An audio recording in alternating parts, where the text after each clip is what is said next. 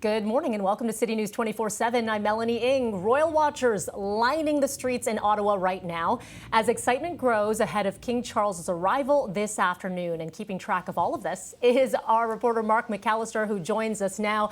Mark, let's lay out the next couple of days, the itinerary for the Royals. Where you are is sort of an end point. So let's go backward.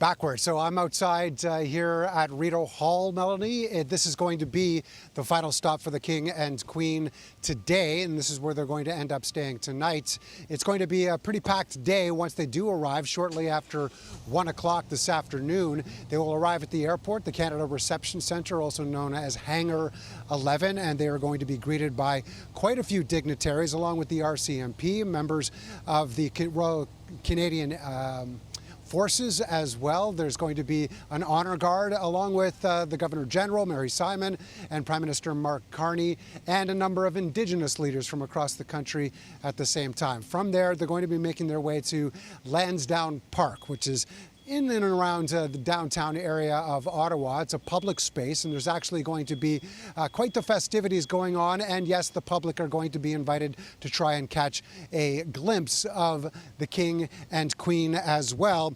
An opportunity, it's more of a relaxed, friendly atmosphere, both indoors and outdoors. There's going to be lots of local vendors, artisans, some lively artistic performances, we've been told as well, dancing and music.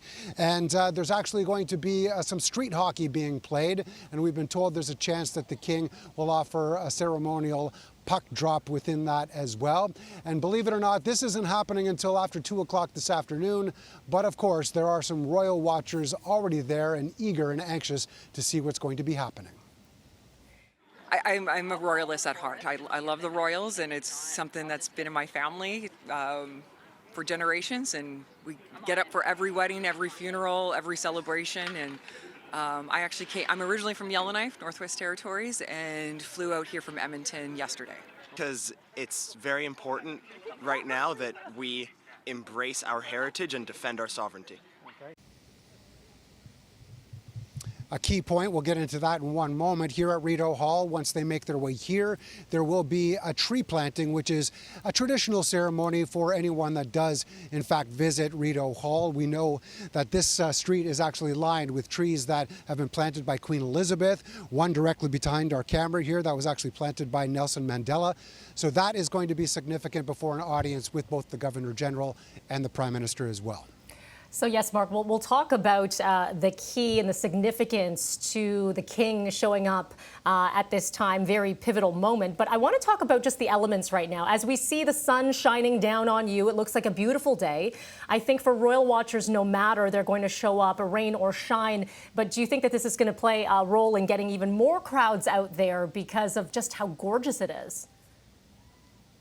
It is a beautiful day. There isn't a cloud in the sky. It actually feels almost like summer. I should qualify that, and I'm sure we'll get some answers from our meteorologists at some point this morning. But yes, it's a beautiful day. And here at Rideau Hall, there are members of the public already starting to make their way here for the tree planting this afternoon. And they have their lawn chairs and they have their brimmed caps. So protecting themselves from the sun, I would guarantee that more people come out as a result of that.